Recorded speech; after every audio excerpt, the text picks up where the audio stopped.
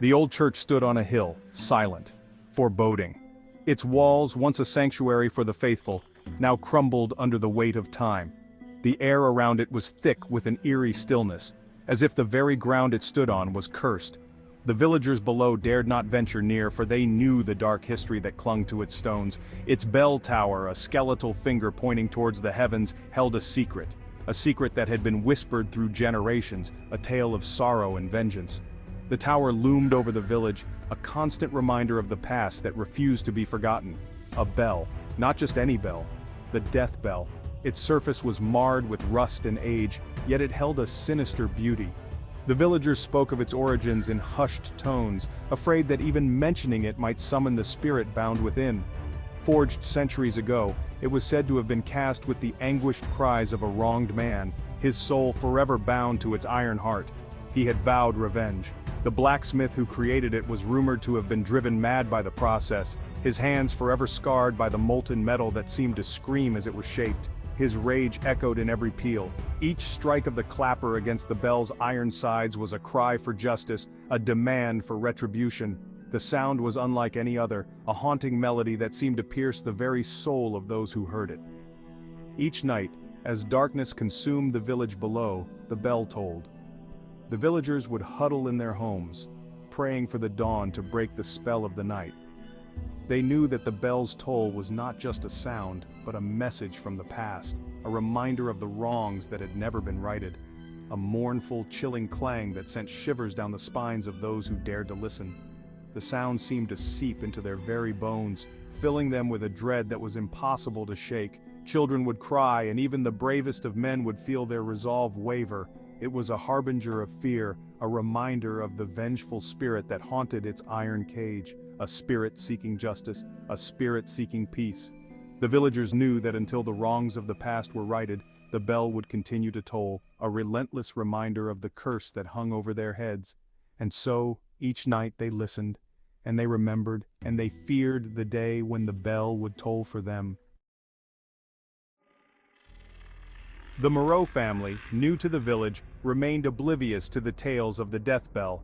They had bought the old manor overlooking the church, its crumbling facade whispering tales of forgotten grandeur. They were a family seeking a fresh start, unaware of the darkness that awaited them. The first night the bell tolled, a single resonant clang that sliced through the stillness. The family paused, their laughter dying in their throats. The sound seemed to seep into their bones, a cold dread settling in the pit of their stomachs.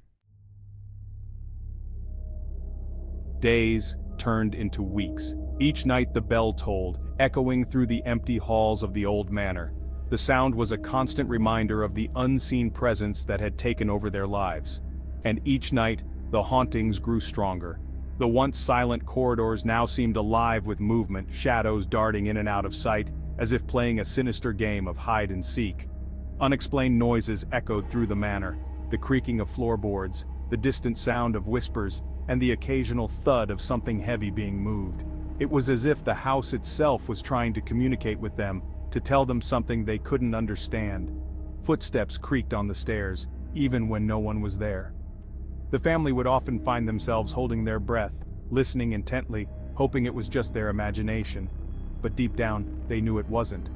Whispers brushed against their ears, cold and menacing. They spoke in a language that was both familiar and foreign, sending chills down their spines. It was as if the very air around them was alive with malevolent intent. The family, once full of hope, was now gripped by fear. They huddled together in the dimly lit room, seeking comfort in each other's presence, but finding little solace. The once warm and inviting home had become a prison of terror. The father, once strong and stoic, now walked with a haunted look in his eyes. He had always been the pillar of strength for his family, but now he felt powerless against the unseen forces that tormented them. The mother, once vibrant and full of life, now clung to her rosary, muttering prayers under her breath. She had always been the heart of the family, but now she was consumed by fear. Her faith the only thing keeping her from breaking down completely. And the young daughter, once full of laughter, now refused to leave her room, her eyes wide with terror. She had always been the light of their lives, but now she was a shadow of her former self, her innocence stolen by the darkness that had invaded their home. Desperate, the family turned to the villagers. Whispers and hushed tones greeted their inquiries. They spoke of the bell, of the vengeful spirit, of the curse that had plagued the village for generations. The spirit, they learned, was a blacksmith named Durand. Falsely accused of a heinous crime, he had been hanged from the bell tower, his dying breath a curse upon the village. Now every night his rage was unleashed.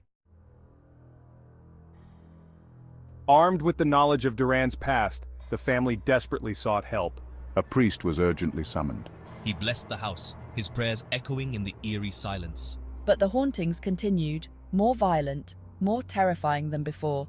Objects moved on their own, doors slammed shut violently, the temperature plummeted, a bone-chilling cold that seemed to emanate from the bell tower itself.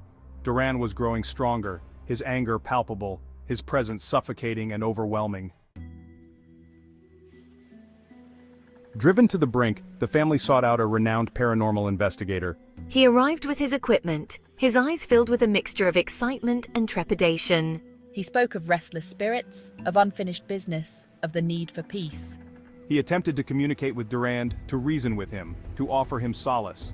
But Durand was beyond reason. His rage consumed him, fueled by centuries of pain and suffering. The investigator, pale and shaken, could offer no solution.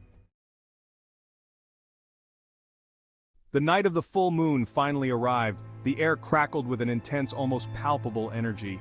The bell tolled loudly, its sound deafening, its vibrations shaking the very foundations of the ancient manor. Durand was at his most powerful, his presence overwhelming.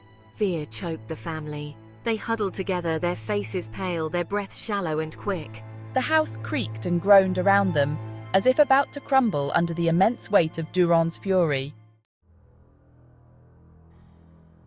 Section 8. Confronting the Spectre. The father, driven by love for his family, decided to confront Durand.